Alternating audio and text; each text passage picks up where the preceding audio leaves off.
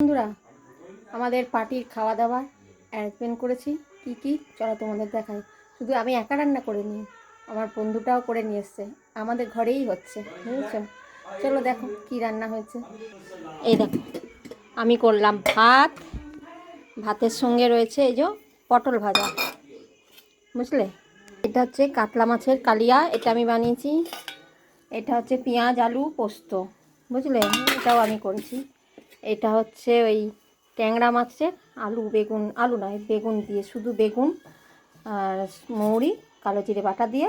আর এটা হচ্ছে ডাল, ধনেপাতা টমেটো পেঁয়াজ রসুন দিয়ে করেছি।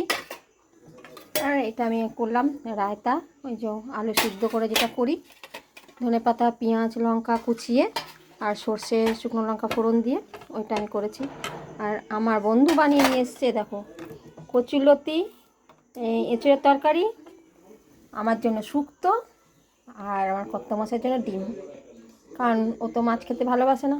এই হয়েছে আজকের আমাদের রাতের মেনু, বুঝলে। আর আমিও মিষ্টি জিনিস একটা করেছি, চলো দেখাই। এই দেখো, আমি এটা বানিয়েছি মিষ্টি।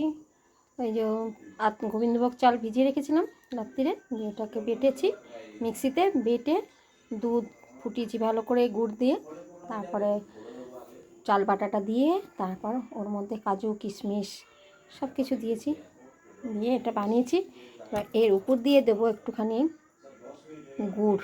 এই যে গুড়টা এরকম গলিয়ে রেখেছিলাম, খেজুরের গুড়, আর খেজুরের গুড় দিয়েই করেছি এটা, বুঝলে। তো কেমন হয়েছে আজকের আমাদের পার্টির রান্নাবান্না অবশ্যই বলো।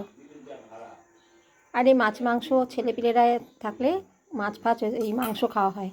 তো আমি যেহেতু মাছ খেতে ভালোবাসি, আর দাদাও মাছ খেতে খুব ভালোবাসে, বুঝলে। তো আমার কর্তা মাছের মাছ খায় না, তাই জন্য আমার বান্ধবী ডিম করে নিয়ে এসছে ওর জন্য, আর এঁচড়ের তরকারি করে নিয়ে এসছে।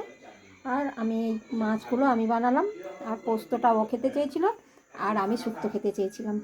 এই হচ্ছে আজকের আমাদের খাওয়া দাওয়া রাত্রিরে। কেমন হয়েছে অবশ্যই জানিও, ঠিক আছে। চলো তবে আমরা খাবার দাবার বাড়ি।